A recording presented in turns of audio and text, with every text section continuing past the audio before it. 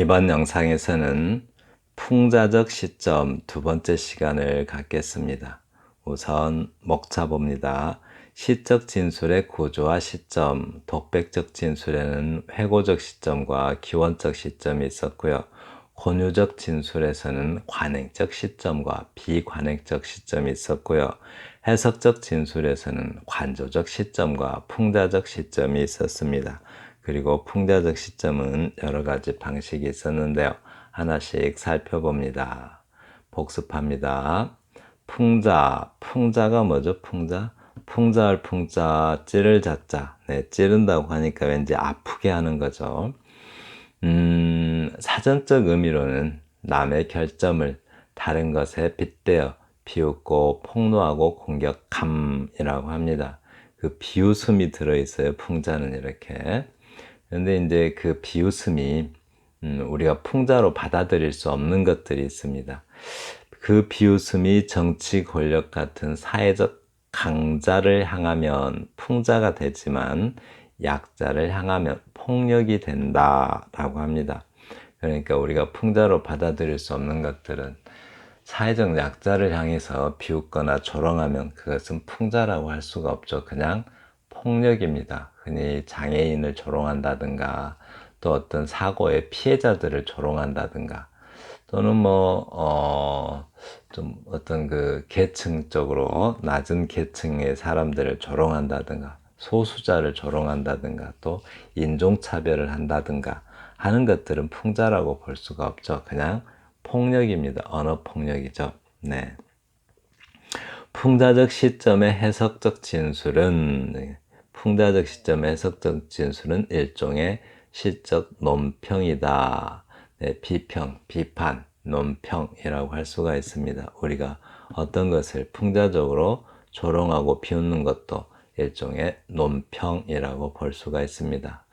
그런데 그 논평이 시의 방식을 택한다면 그것은 시적 논평이 되겠죠.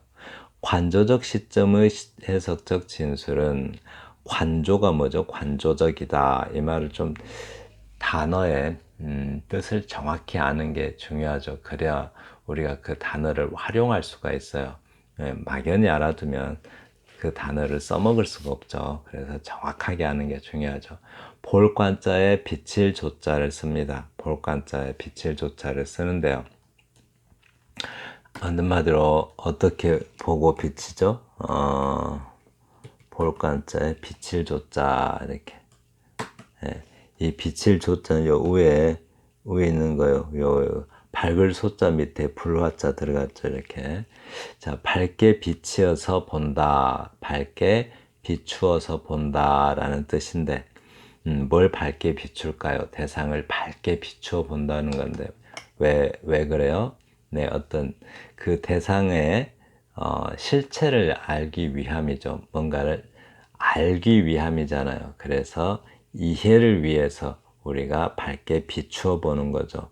네, 고요한 마음으로 비추어 보는 것, 그것을 관조한다라고 합니다. 그래서 관조적 시점의 해석적 진술은 대상에 대한 의미론적, 존재론적 탐구를 통한 세계의 이해에 적극적이라면, 네, 대상을 세계라고 생각하시면 돼요. 세계의 이해에 적극적이라면 풍자적 시점의 해석적 진술은 사회적, 윤리적 해석에 적극적이다. 네, 비판하는 거니까요. 그리고 관조적 시점은 대상 그 자체의 탐구에 관심이 있다면, 네, 관조적 시점은 밝게 비추어서 보아요. 그러니까 뭐예요? 그 대상을 탐구하는 거죠. 네, 찾을 탐자에 구할 구자입니다. 뭘 구해요? 이해를 구하고 그 대상의 실체에 대한 파악을 구하는 거죠. 풍자적 시점은 그런데 네, 관조적 시점은 뭔가를 막 자꾸 탐구해요. 네, 자꾸 탐구하고 네, 관찰하는 거죠. 그게 이제 관조적 시점이라면, 풍자적 시점은 대상에 대한 인간의 태도에 관심이 있다. 네, 비평하는 거니까요. 그리고 우화의 종류, 한글의 우화는 우화가 뭐죠? 한글에서 우화. 우리말에서 우화는 한자어죠. 그러니까 우화는 붙일 우자에 말씀 화자입니다. 붙인다 이 말은 어딘가에 맡긴다 또는 뭐 한마디로 빗대서 이야기하는 것, 뭔가에 다른 사물에 빗대서 이야기하는 것을 우화라고 하죠. 이게 이겁니다. 이렇게 붙일 우자, 즉 어디 다른 사물에 맡겨서 이야기하는 거예요. 그러니까 빗대어서 이야기하는 것, 그것을 우화라고 합니다. 이 우화의 종류를 좀 아는 게 좋겠어요. 우리는 다 우화라고 번역하는데 특징이 있죠. 우선 fable, 네, 영어 시간은 아니지만 쑥쑥 자라는 영어나무 유튜브에 한번 오셔서 네, 영어 공부하시는 것도 좋습니다. 네, fable 우화라는데 fable은 이솝 우화처럼 사물이나 뭐 동물 또는 뭐 추상명사 일종의 뭐 그냥 단어들이 뭐 사람처럼 행동하고 등장인물로 나오죠. 이런 것들 이렇게 만들어진 우화를 fable이라고 하고요. 주로 세속적인 지혜를 말해주는 게 fable입니다. 세속적이에요. 이렇게 도덕적이지가 않고 그러니까 막 또 거짓말도 하고 그러죠. 그런데 parable은 종교적 윤리적입니다. fable이 세속적인 지혜라면 parable은 종교적 윤리적, 네, 윤리적이죠. 그 종교적 윤리적 지혜를 알려주는데 parable은 또 흔히 성경에 많이 나오죠. parable은 네, 성경에 많이 나오는데 그 사람이 등장인물로 주인공으로 나온다는 특징이 있죠. 그래서 예를 들면 탕자 이야기라든가 선한 사마리아인 이야기라든가 그런 것들을 parable이라고 합니다. allegory라는 것은 우리가 다 이런 이야기 빗대서 하는 이야기들을 뭐 다 allegory라고 할 수는 있죠. 그런데 일종의 비유 이야기인데 은유나 직유가 한 문장 안에서 이루어진다면 네, allegory는 이야기 전체가 네, 이루어지는 것을 말해요. 그런 것들을 allegory라고 합니다. 네. 풍자의 종류는 사실적 풍자, 이게 사실적 풍자, 사실과 사실적은 다르죠. 영어에서 real, 네, 네, 이 영어 선생 출신이라 자꾸 영어를 하게 되네요. real이라고 그래요. real은 진짜인 거예요. 진짜. 진짜 사실인 거예요. 진짜. 그런데 realistic 하면은 사실적인 겁니다. 사실은 아니에요. 사실적인 거지. 그래서 사실의 하는 것과 사실적 하는 것과 다르죠. 이게 사실인 것과 사실적인 것은 달라요. 그래서 실제 있는 이야기 같은 거, 실제적인 이야기, 정말 우리 주변에 있을 법한 이야기들을 하면서 풍자하는 거죠. 근데 대부분 실제 있었던 일들이 많죠. 네, 우화적 풍자, 네, 이런 사람이 아닌 뭐 동물이나 이런 게 등장인물로 나와서 거기에 빗대서 풍자하는 것, 그런 것들을 우화적 풍자라고 하죠. 관념적 풍자는 관념이라는 단어 참 여러 번 설명했죠. 추상적, 관념적, 일반적, 개념적 거의 비슷한 의미라고 하는데 관념적이라고 생각하시면 돼요. 한마디로 우리가 생각으로 이해할 수 있는 어떤 내용의 풍자, 네, 그런 것을 관념적이라고 합니다. 네, 네, 오늘 진도 나갑니다. 해석적 진술, 풍자적 시점 2부. 여기는 그냥 여러 종류 중에 하나, 여러 가지 방식의 풍자의 여러 가지 방식이 나와서 소개하는 겁니다. 네. 자, 한번 작품 볼게요. 아래 시의 풍자적 해석의 특징은 한번 볼까요? 곤투, 박남철, 1, 여기서 숫자는 1라운드, 2라운드 하는 겁니다. 1. 한 선수의 두 손을 묶어놓고 곤투샵이 벌어졌다. 손이 자유로운 선수가 묶인 선수를 이겼다. 관중들이 열광했다. 한 선수의 두 손을 묶어놓고 곤투시합이 벌어졌다. 묶인 선수가 손이 있는 선수의 불화를 걷어찼다.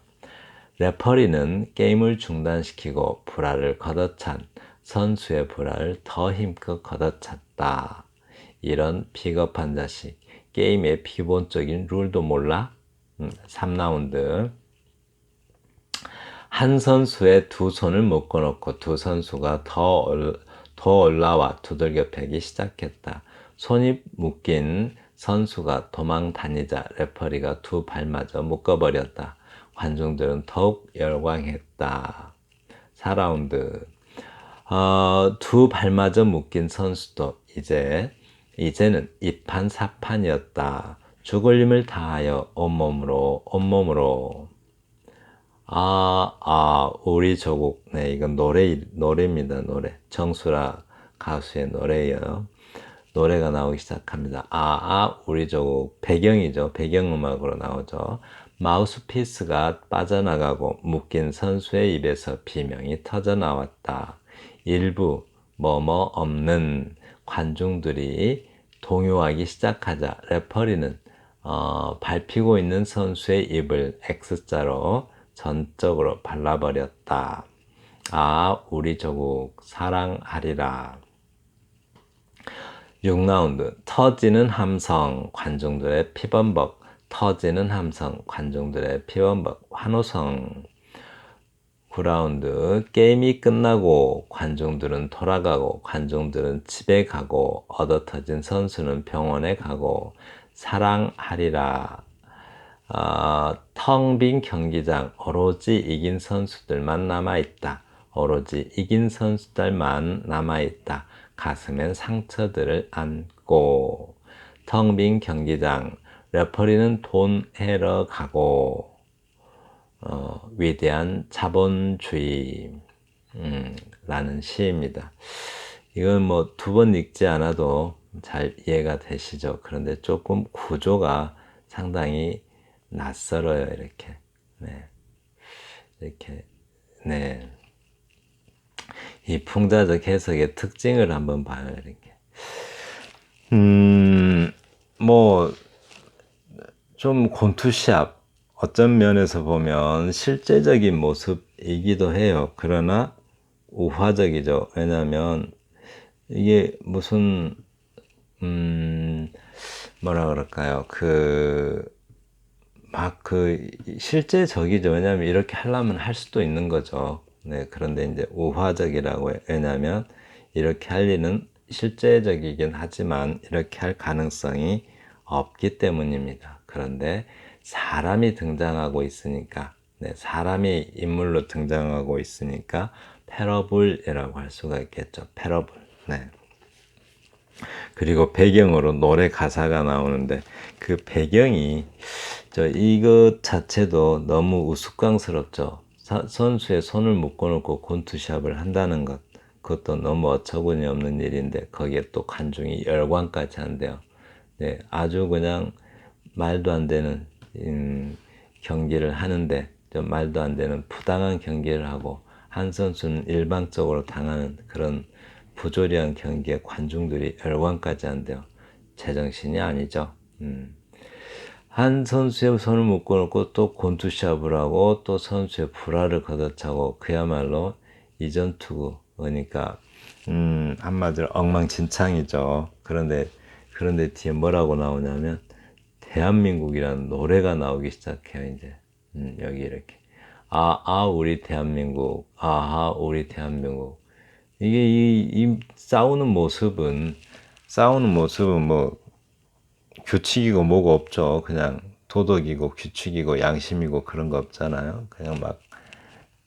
그냥 싸우는 거잖아요. 이렇게 부당하게. 근데 조국에 대해서 감탄을 하고 있어요. 이게 이제 좀 우스꽝스러운 모습이죠.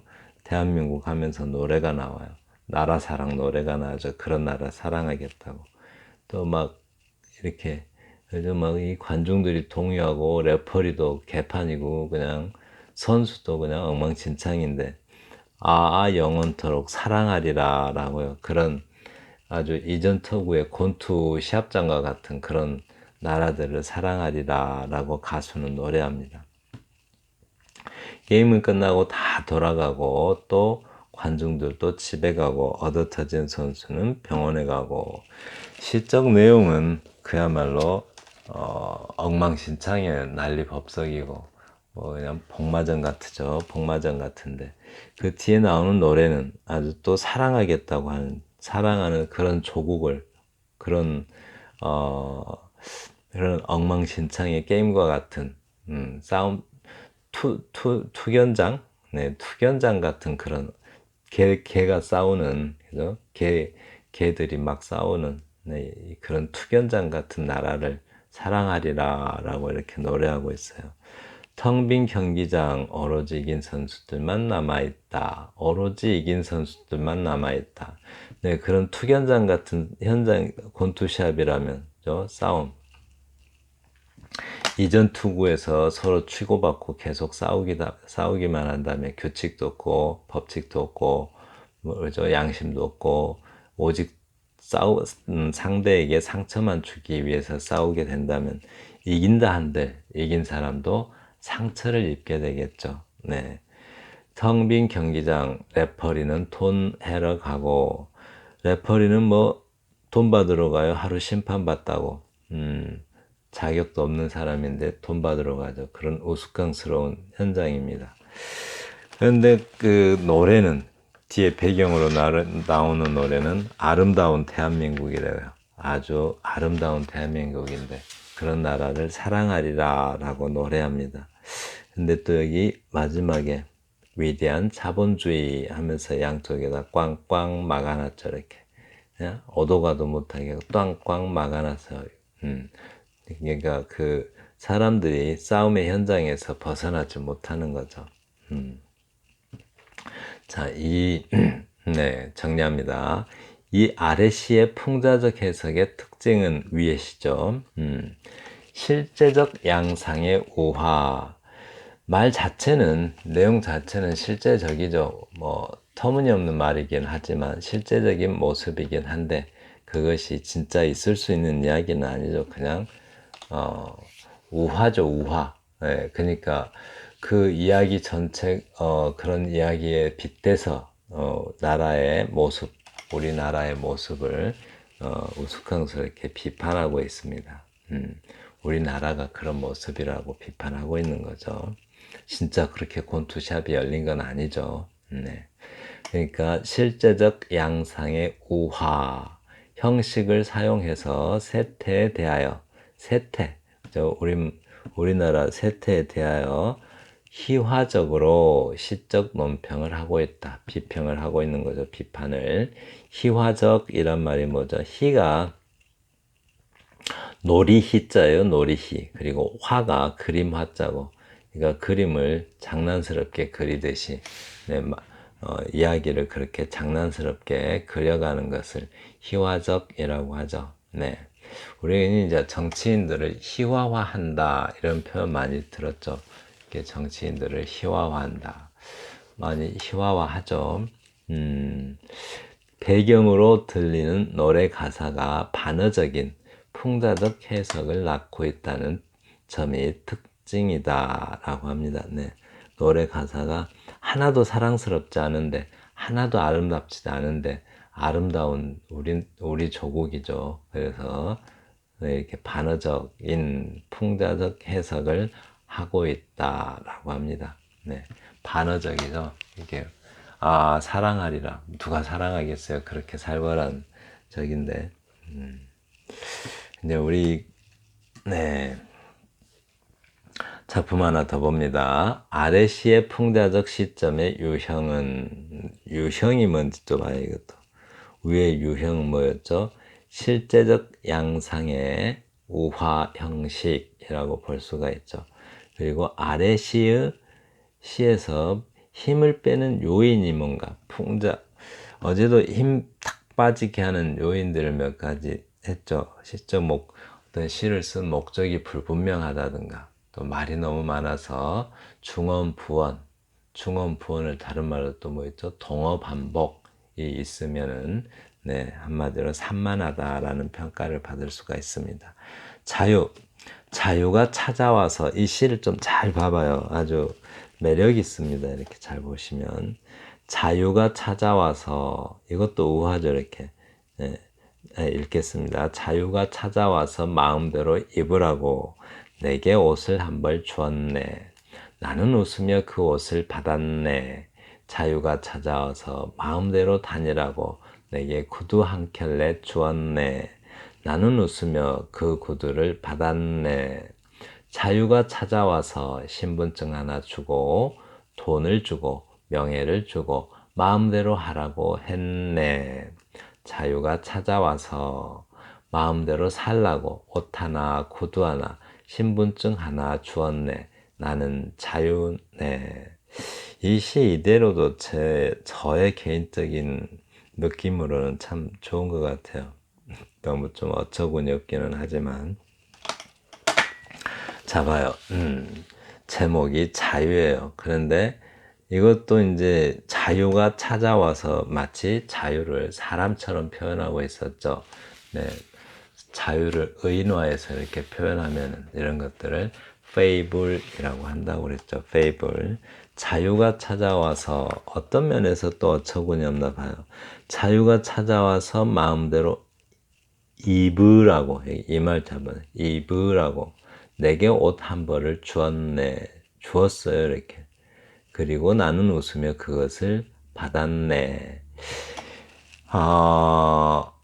뭘 입는다. 자유로우려면 뭔가를 벗어야 자유롭죠. 그런데 자유는 입으라고 자꾸 말합니다. 자유가 결코 자유가 아니죠. 실존주의 철학에서 누구죠? 저기 1905년생 출생 연도만 알고 기억이 안 나네. 존재와 시간을 쓰신 분 이름이 뭐죠? 하이데거. 네, 존재와 시간을 다 아는데 이름만 기억이 안 나요. 1905년생이죠. 그리고 그 하이데거 뒤에 사르트르가 나오죠. 하이데거가 그러죠. 인간은 자유를 선고받았다라고요. 우리가 자유를 부여받은 게 아니라 선고받았다라고요. 우리가 자유를. 그러니까 결코 인간에게 자유가 주어졌는데, 자유는 결코 선고받은 것이지, 우리가 자유를 받고 싶어서 받은 게 아니라는 거죠.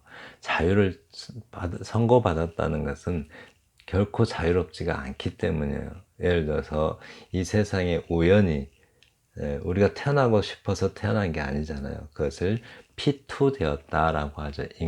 우리가 이 세상에 태어난 것은 그냥 우연히 이 세상에 던져졌대요. 그리고 아무런 어떤 완전 자유로운 상태로 던져졌다고요. 그래서 결코 자유로울 수가 없죠. 그래서 자유를 우리는 사랑할 수가 없어요. 왜냐하면 이 세상에 우연히 태어나야 될 이유나 근거도 없이 이 세상에 우연히 태어나서 자유가 주어졌어요. 그럼 우리는 이제 우리 알아서 각자 도생해야 되는 거죠.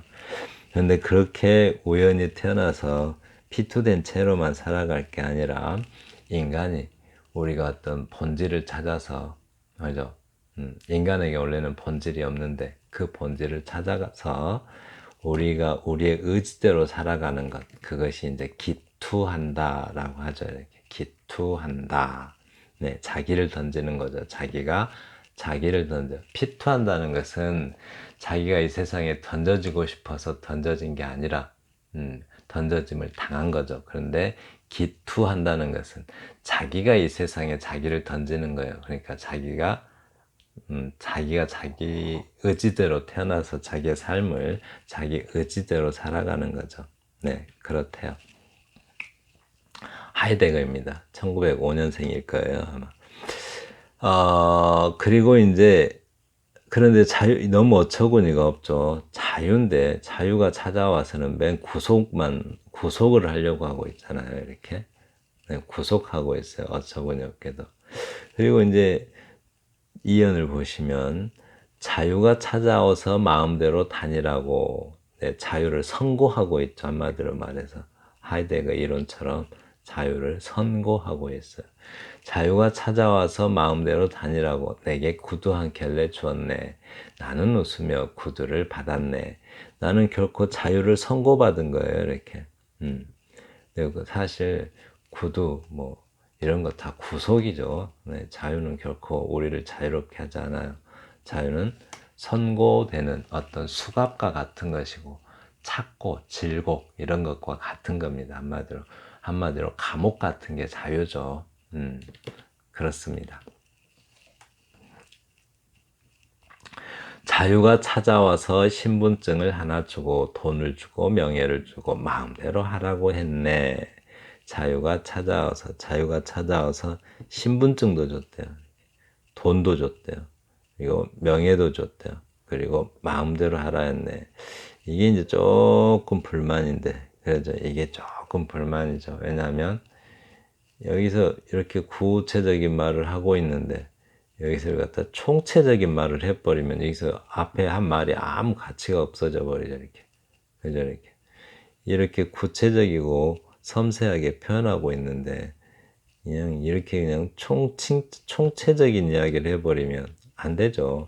신분증 하면 뭐 신분증 하나 줘. 여기는 그래도 좀 나은데 돈, 옷도 살 수 있고 구두도 살 수 있죠. 명예, 뭐 이 신분 살 수 있죠. 명예가 돈도 주고 명예도 주고 이 신분증이라는 말을 명예도 주고 마음을 마음대로 하라 했네. 이렇게 총칭적인 언어를 써버리면 지금까지 구체적이고 섬세하게 쓴 시가 아주 그냥 가치가 없게 돼요. 한마디로 풍자의 힘을 갖다 시의 힘을 쏙 빼놓는 역할을 하게 됩니다. 네. 자유가 찾아와서 마음대로 살라고 옷 하나, 구두 하나, 신분증 하나 주었네. 나는 자유네.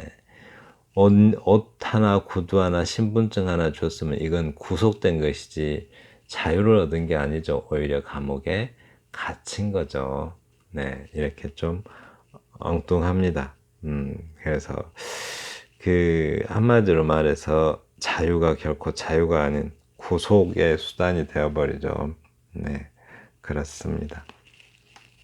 자, 아래 시의 풍자적 시점의 유형은 이라고 했는데 자유와 나를 주인공으로 하는 한편의 우화 중에서도 페이블이죠. 페이블 의인화해서 썼으니까 자유가 와서 주는 것이라고는 죄다 구속하는 것들이다.